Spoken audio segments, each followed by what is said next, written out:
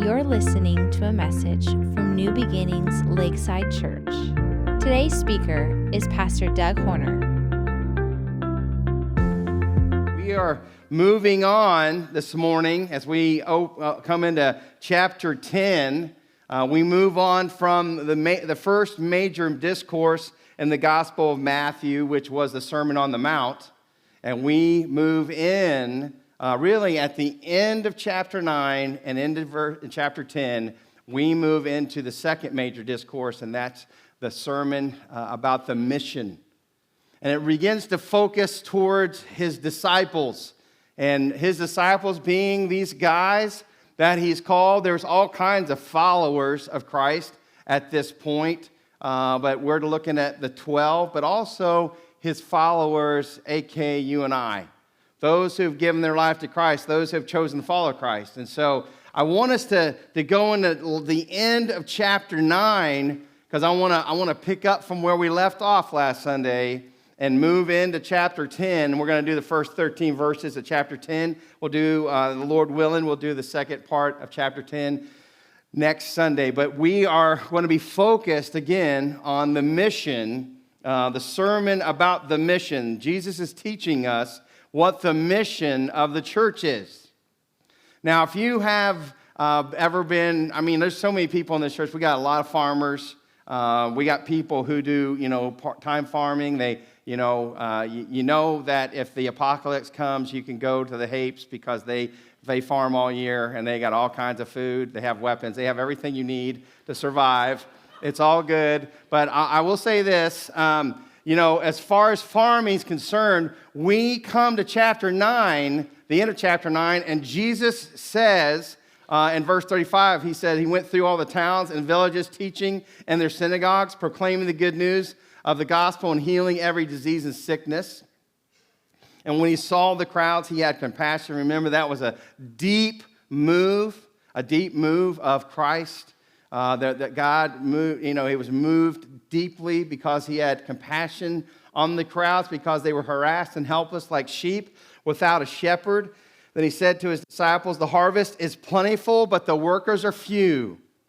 Ask the Lord of the harvest." That's the key here as we move into chapter 10. "Ask the Lord of the harvest, therefore, to send out workers into his harvest field." And so he's talking about the harvest of people's lives. So when we look at farming, we look at farming at so many levels, and I just got it down to like four main things. One is the acquisition of the land as we kind of get started this morning, the acquisition of some land. You got to have some land.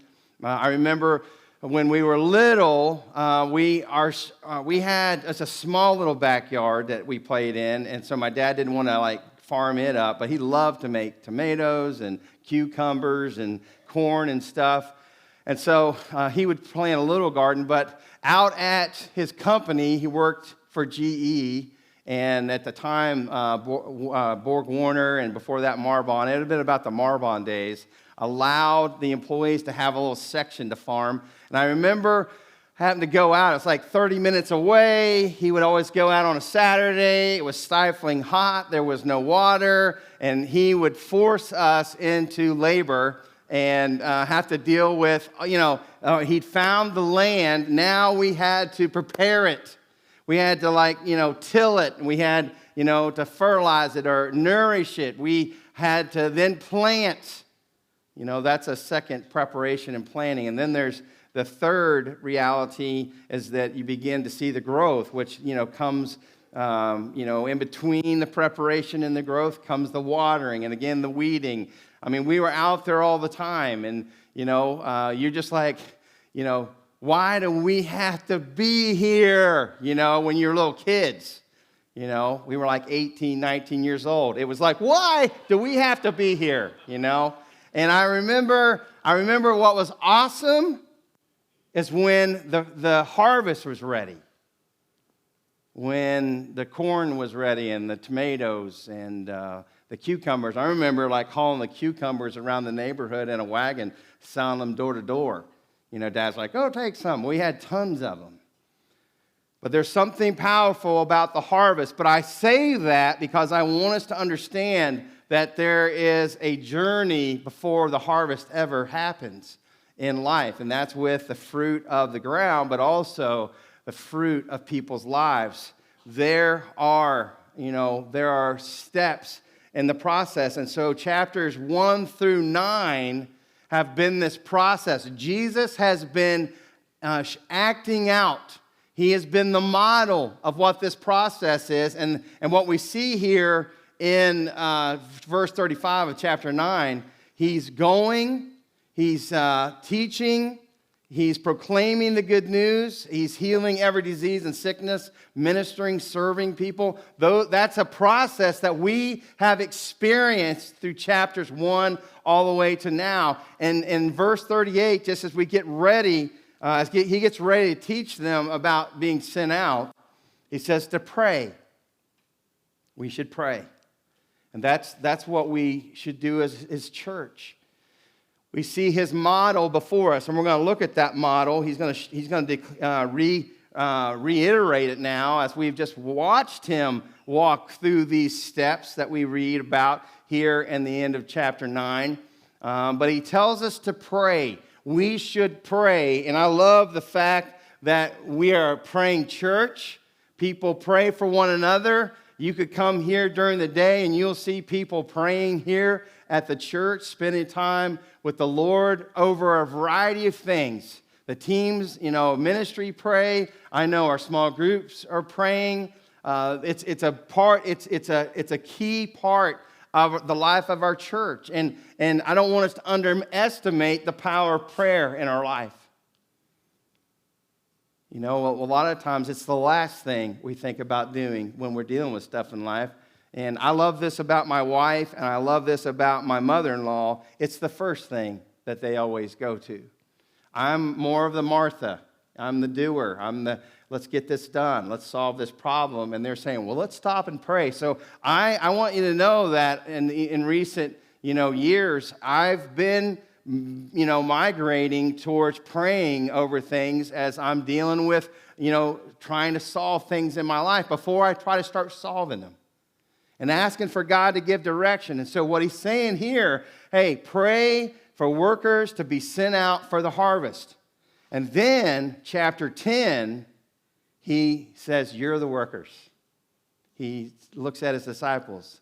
You're the workers, and his followers, which is you and I, as we're now thousands of years later, we're studying this and we're laying eyes on this as his church. He is calling us.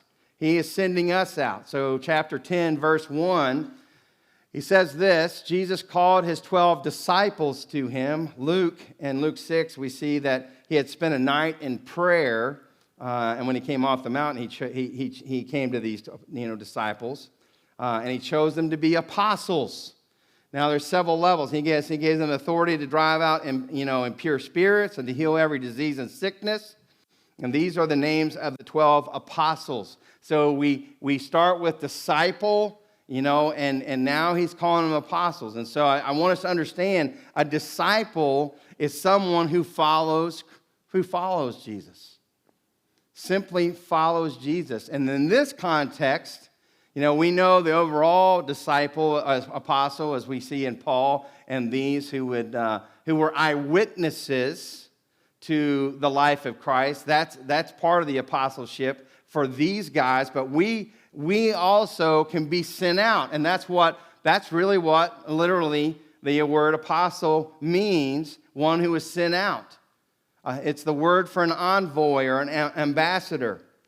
And so he says first, Simon, who is also called Peter. We're going to talk about him in a minute. Jesus changed his name to Peter, Petros, rock. He was a little unstable as Simon. His brother Andrew, James, son of Zebedee, and his brother John, Philip and Bartholomew, or Nathaniel would have been his real name. Bartholomew would have been, son of, the Tholomew in terms of like that was his surname. But Nathaniel. So if you see that written as Nathaniel and Bartholomew, it's the same one. Thomas, and Matthew, the tax collector, James, the son of Alphaeus, and Thaddeus, Simon the Zealot, and Judas Iscariot, who betrayed him. So it's a listing, and in this listing throughout the Gospels, every time it's listed, Peter always comes first, and Judas is always at the end. So when you're studying this. But the first one on the list is Simon, who was called Peter. Jesus renamed him. His name was Simon, which in Hebrew means hearing. And really, he wasn't a listener. Peter really wasn't a listener. He was more of a doer. We know that from some of his actions that we have. When Jesus in Matthew 16 was talking about going to Calvary, to the cross, Peter said, that'll never happen. I'll never allow that to happen. And he says here at verse 23, but he turned and said to Peter, "Get behind me, Satan. You are an offense to me, for you are not mindful of the things of God, but the things of men." You're thinking not like God, but like a man. So he literally, he spouts off sometimes, and he's the kind of guy that his filter between what his mind is thinking and what his mouth says is like not working properly. And I don't know if anybody in that realm, I can be that guy at times. My mouth gets ahead of my mind, okay? Some people have the philosophy in life, did I say that out loud? I meant to, But Peter was just, he was, off the cuff. Remember, he cut off the ear of the soldier in the garden. When he was with Jesus on the Mount of Transfiguration, in Matthew chapter 17, he looks up at verse 4, and I think that's up there for you guys. Verse 4, Peter said to Jesus, "Lord, it is good for us to be here. If you wish, I will put up 3 shelters, one for you, one for Moses, and one for Elijah." It was like, he didn't quite not know what to do with himself, and he interrupted this transfiguration, this moment of heaven and earth coming together, of Jesus walking out of the realms of earth right into the realms of heaven. And Peter just walks right in the middle of that. It's not the best time to say something. It's just the time to be quiet and to listen and to experience what's going down. So I'm sure Moses and Elijah are like, "Where'd you get this guy?" He's impulsive, and he has a foot-shaped mouth. All right, Andrew, his brother, the younger brother of Peter, always in a shadow. And maybe that's how you feel, that's your position in life at times, in the shadow of others' in lives. And there's Philip, and John talks about Philip and Andrew. John chapter 6, Philip answered him. This is when they were feeding the multitude. It says it would take more than a half year's wages to buy enough bread for each one to have a bite, just one bite. As they were trying to feed this multitude. And another of his disciples, Andrew, Simon Peter's brother, spoke up. "Here's a boy with 5 small barley loaves and 2 small fish, but how far will they go among so many?" And so these guys were uncertain, at best, and what they believed Jesus could do. We know what the answer is now with that story. We're going to look further at that story in a minute. But these guys were uncertain, and again, Andrew was in the shadow of Peter. James and John, the sons of Zebedee, were also called the sons of thunder, because they had tempers. And in Luke chapter 9, they said in verse 54, he says, "When the disciples James and John saw this, they asked, 'Lord, do you want us to call fire down from heaven to destroy them?'" I find that's just kind of how we are as human beings. We'll take care of the judgment. We're going to take care. They were upset at the Samaritans, how they had not received them. And so as they were heading to Jerusalem, James and John saw their opportunity to take care of business. Getting Jesus' approval to retaliate. So it's interesting that John would become the apostle of love in his life, and that Jesus can transform Then you have, again, Philip and Bartholomew, also Nathaniel.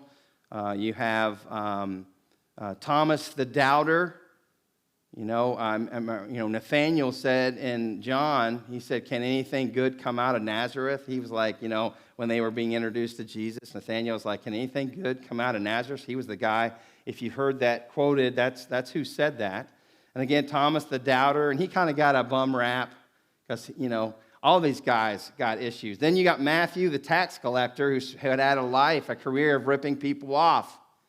And then James, the son of Alphaeus, who we don't even know hardly anything. He's a total unknown, yet Jesus chooses him. And then you have Simon the Canaanite. He's also called Simon the Zealot. And the Zealots were a group that were trying to overthrow the Roman government.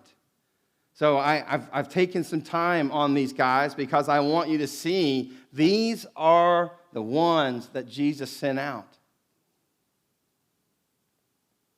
And if you would have put, Matthew together with Simon the Zealot in a room before Jesus, they would have been at odds. Because one worked for the state and one was trying to overthrow the state. These were people you wouldn't normally find hanging out, fishermen, tax collectors. There was a traitor, even Judas, that Jesus had chosen. And I appreciate the quality, or even so, the lack of quality of these guys. Because they give us hope.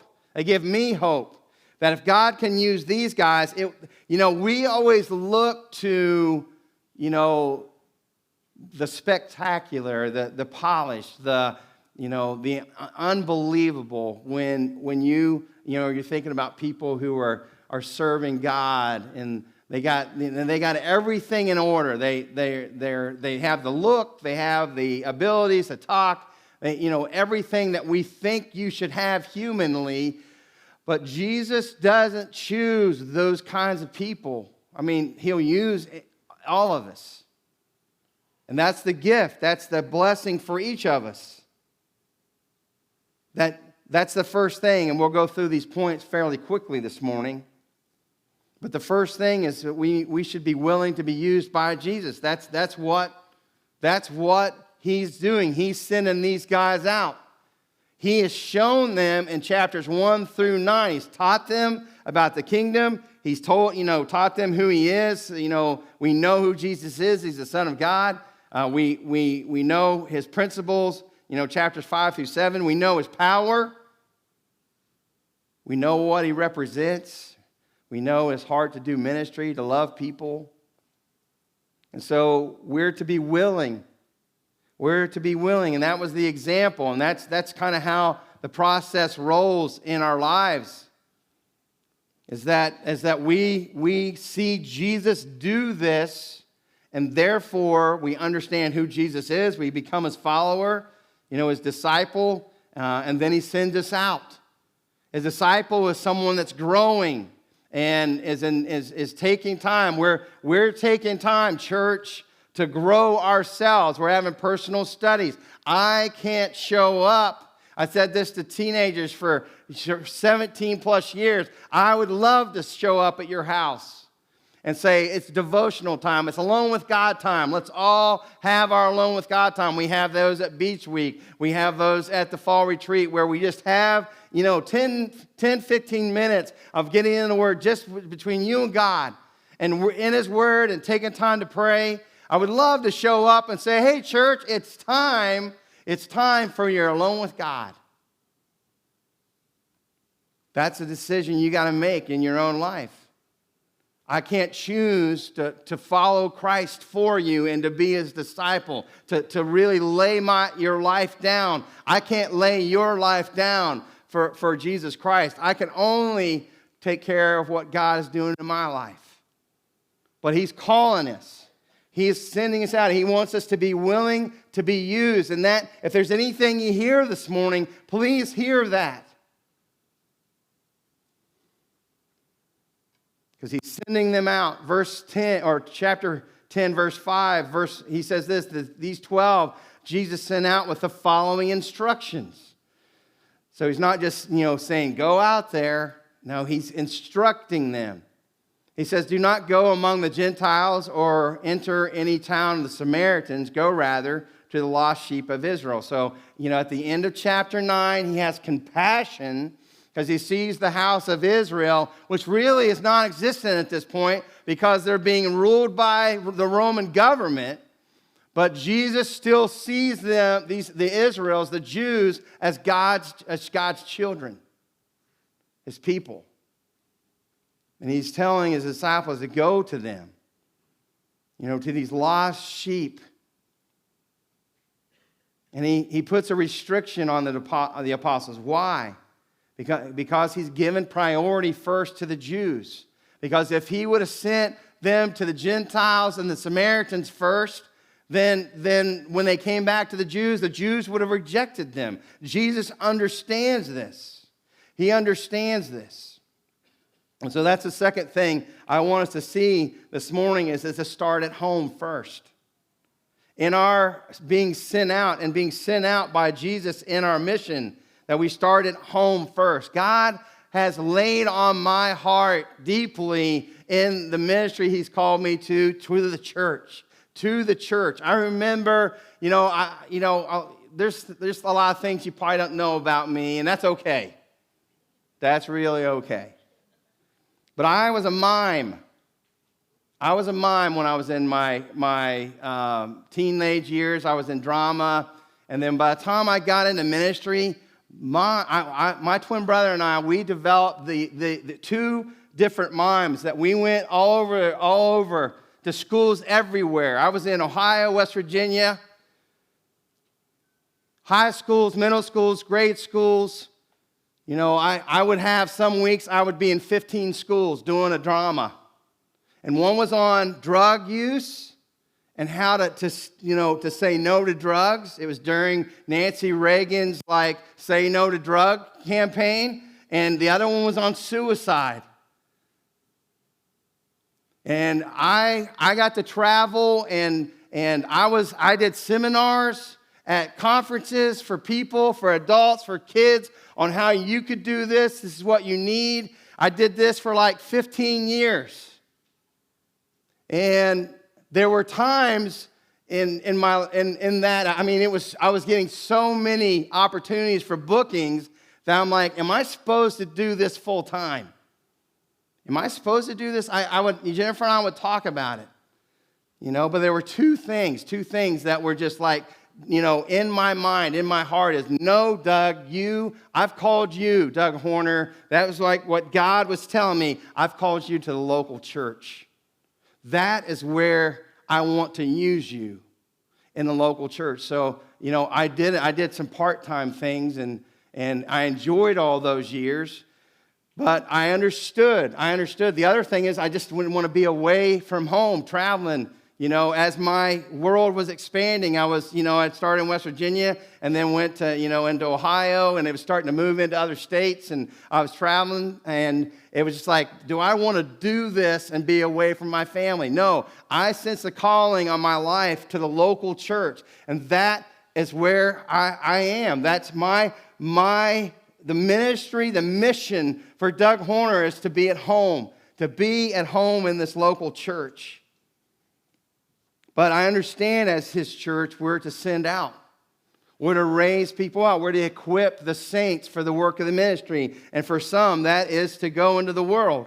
And so Acts 1 reiterates this. Verse 8, he says, you'll receive power when the Holy Spirit comes on you, and you'll be my witnesses in Jerusalem, which was where they were. This is their home, in Judea, and then Samaria, which is what? We got to go to our enemies, and then to the ends of the earth. And I can't imagine that these guys were just blown away by even the thoughts of this. These just ordinary guys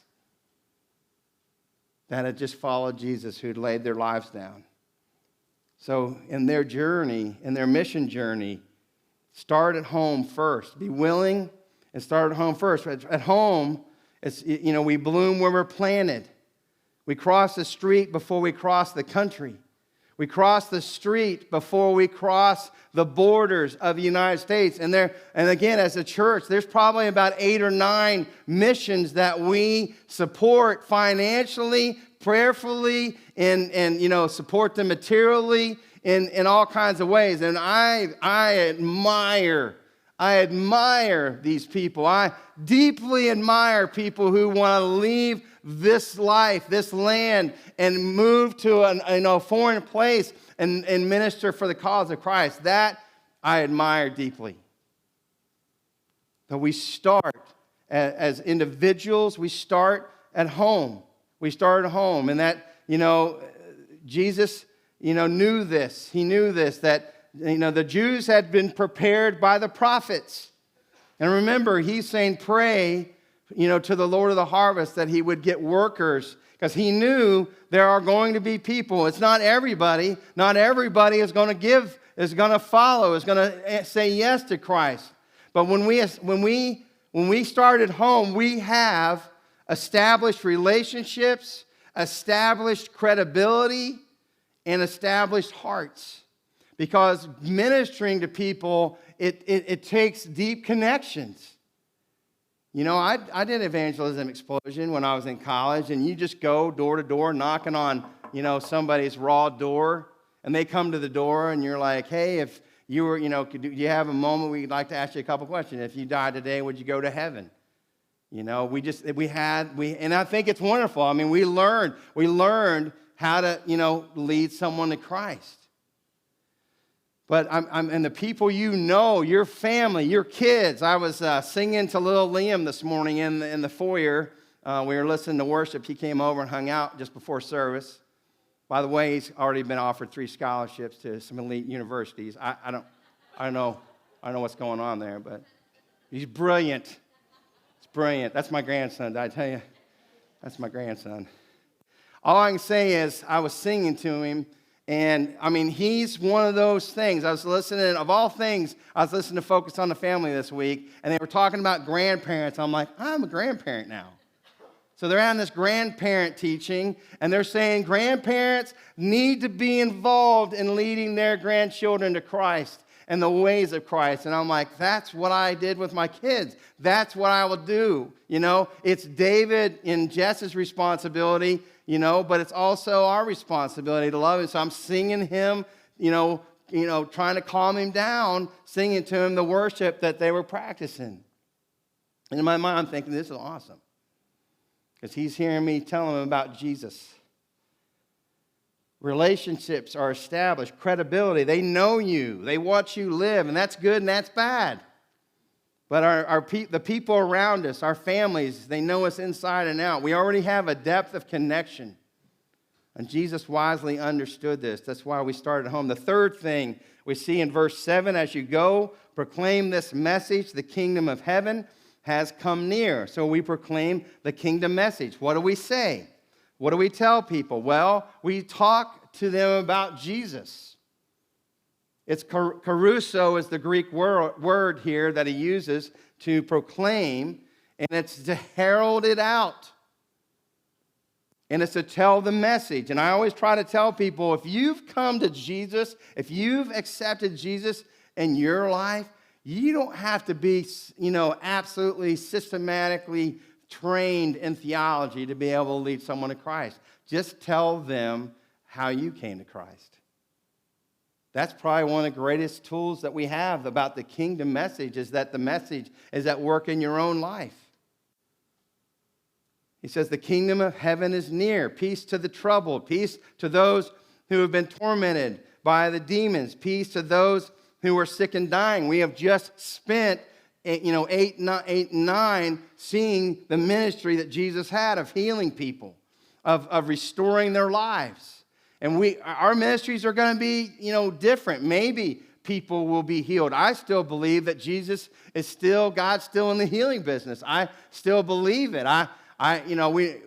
We pray over people. We ask for God's healing. And I know, like in, some situations, the healing is eternal.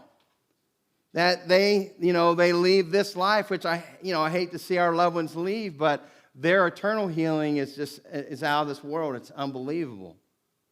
My dad would never want to be back here, because of what he's experiencing now in eternity. And he's not sick, he's not in pain anymore, he's not suffering. I mean, there's so many things that, we understand that, we live in this confined world, but, heaven and being with God and being eternally, restored is amazing. But I still believe that Jesus is healing people. I've seen that, personally experienced seeing people healed, in the lives of the churches that we've served. But we see that these disciples have spent all this time. I think that's why, Matthew is trying to share the whole story of Christ. And as he's come to this point where he's being sent out, he understands, who Jesus is, the teachings of the kingdom from Matthew 5 through 7, and what the power, and that Jesus has given us his power. And so, that power is there for us to go and proclaim. And again, you don't have to be a full-time, minister of the gospel. You don't have to be a pastor to tell somebody about Jesus. And I think, you have way more credibility with your people around you than I do. Because they know you. They know the depth of your heart, and they know the depth of your life for Christ. And that brings people to a point of an understanding that I have to develop over a period of time, which I'm willing to do, but understand that God calls us. He calls us, and the message is simple. Just proclaim, tell them about Jesus. Just tell them about Jesus. And then the fourth thing. I love this in verse 8. He says, heal the sick, raise the dead, cleanse those who have leprosy, drive out demons. So he was giving them the power, to reveal, God in their own life. And that's, we have that same power. God is revealed through our life experience, and it may not be in maybe dramatic ways like this. We're going around laying hands on people, and, again, I still believe that God's healing people, but, sometimes it's just helping walk people through in the power of God through, times of difficulty. That we're ministering to people, we're using the gifts. And so he says this, freely you have received, freely you give. And so that's the fourth point. Whatever God has given you, give freely to others. This is a big one. This is a big one. We aren't called to hoard it up and hold it all for ourselves, all that God has given to us. And I'm not just saying, in terms of financial or material, but, we live in the United States of America, and we have, opportunities, so much opportunity because of the place that God has given us to live, our birth place. And so we should be responsible to give unto God, not, for the cause of the kingdom. And whatever God has given to us by his grace, we should let it flow into the lives of others. And here's where I think we struggle at times. I have struggled, is that, I can't help but look at that person over there or that person over there and what gifts and abilities they have. And I'm like, I don't even compare. I don't compare to that. What in the world do I have to offer, God? Because I can't rise to that occasion. I'm not in that level of abilities. And God's like, it's not about that. I've given you everything you need. That is what he was telling his disciples. He gave them his power.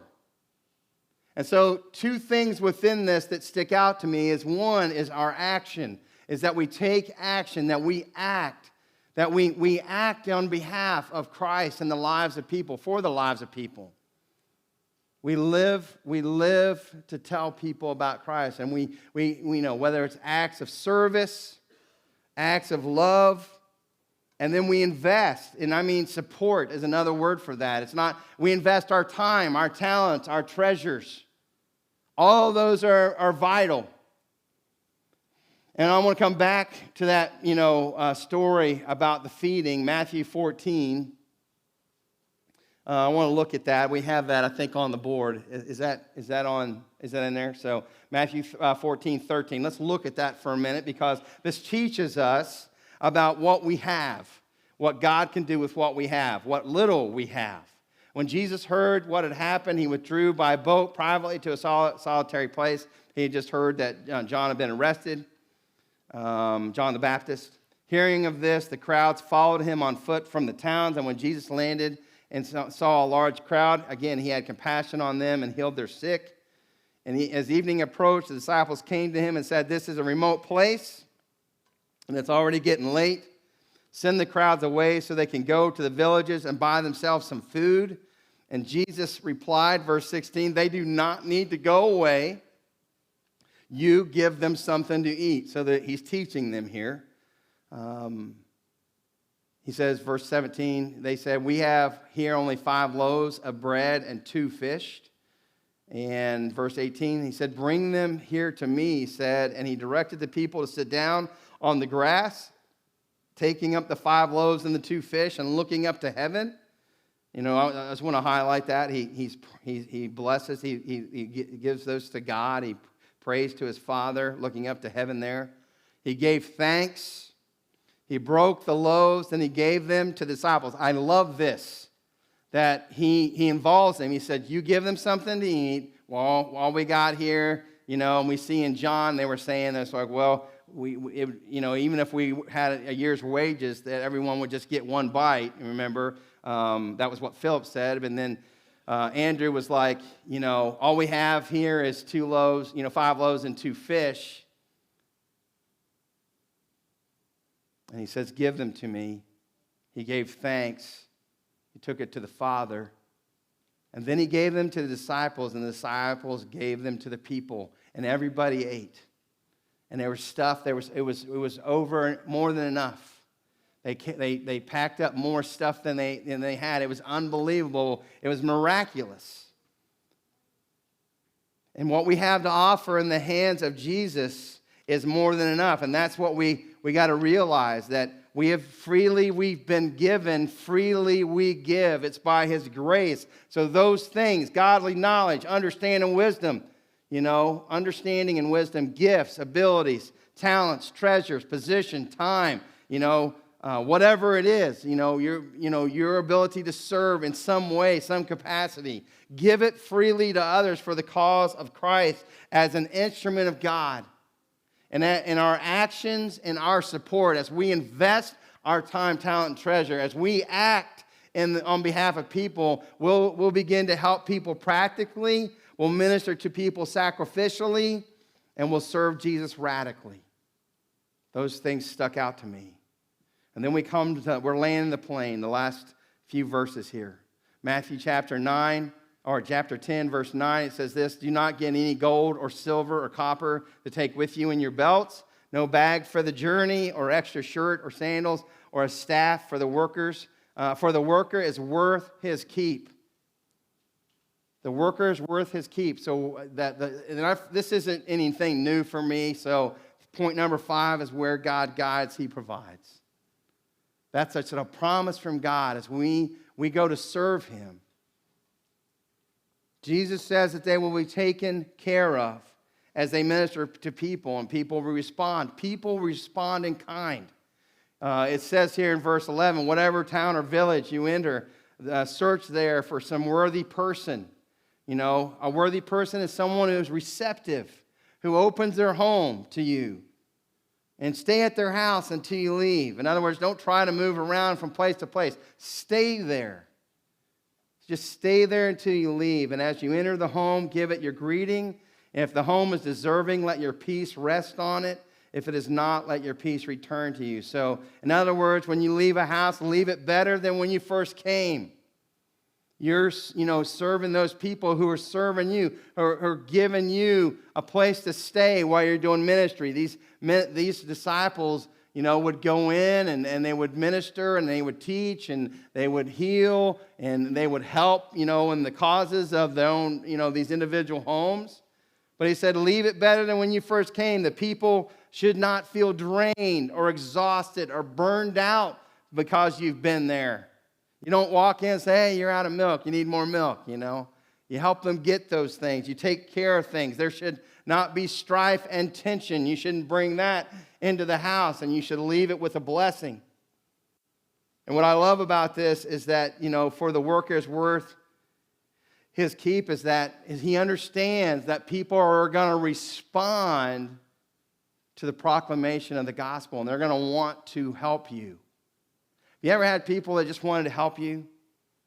And I always go back to our story of coming to Evansville in terms of starting a church. And, you know, when you're in the ministry, and we've been in the ministry by that time, that was 2002, we were coming. I started ministry in 1986. So, you know, I'd been around the ministry enough to where, like, I graduated from Marshall University, and I got a degree in fine arts, graphic design, so I'm a martial artist. So, all right, okay.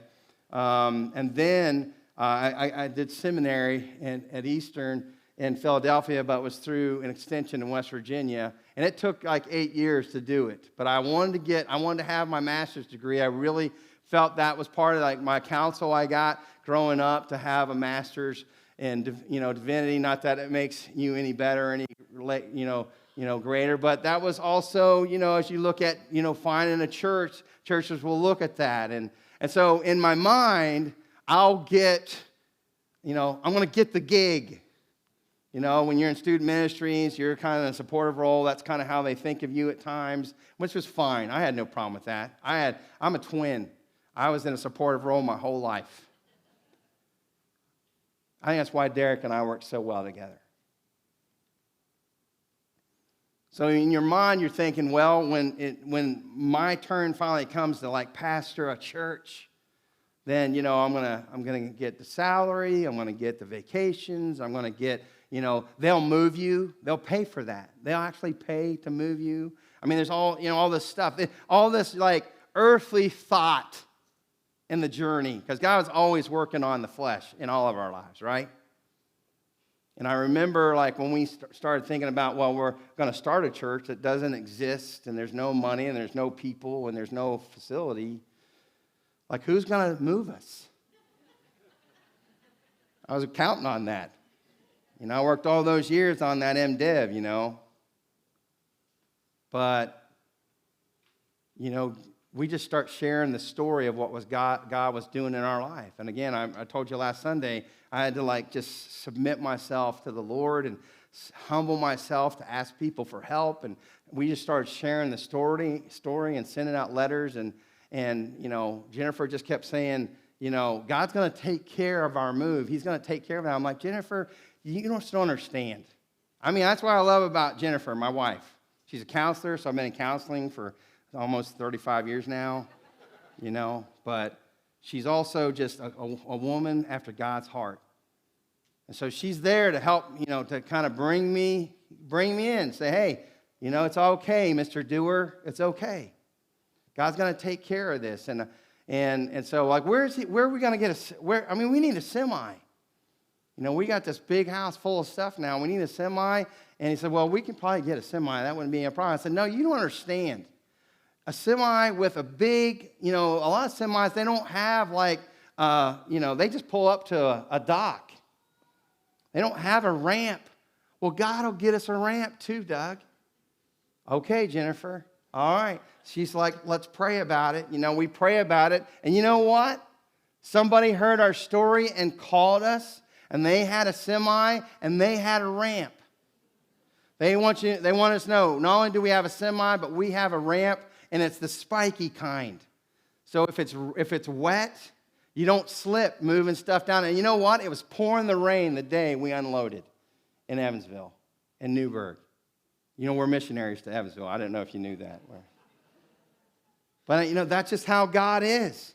When God is in it, He's guiding, He provides, and He talks about the littlest of things. The littlest of things, even if you give a cup of water, he shares that in this passage, that if you give a cup of water to these little ones, which it was his disciples, that he'll bless. We're going to look at that next week. But it's just powerful how God takes care of us.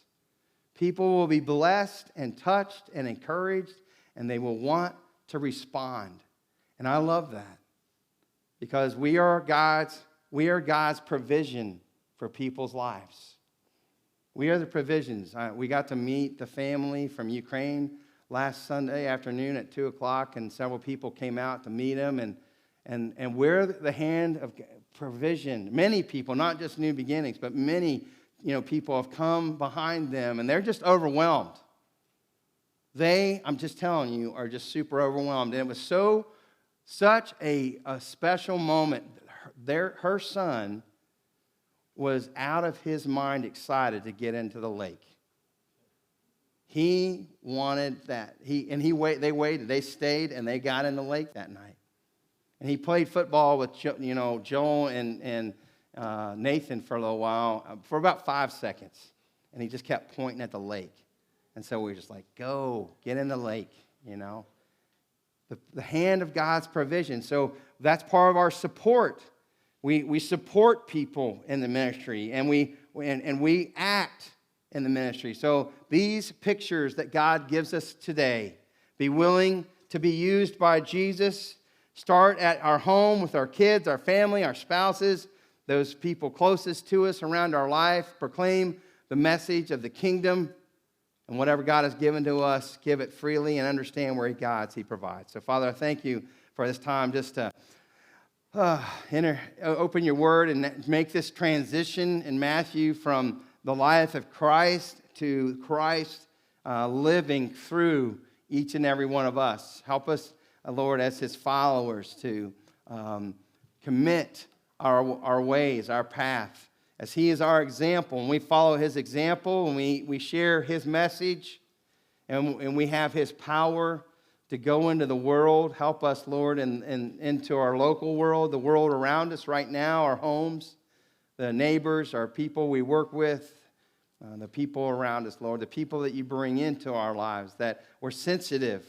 We're super sensitive to those moments where you're at work, and just help us to follow you in those moments and to proclaim the kingdom at work in our own lives, our own hearts.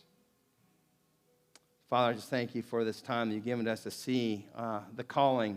You're sending us out. Lord, help us to make ourselves available to the places you want us to go. Lord, also just bless this time now as we come to your table. We thank you for your body that was broken for us, the sacrifices that you made, and your blood that was shed for the forgiveness of our sin. Lord, I thank you for your love and your mercy over our lives. In Jesus' name.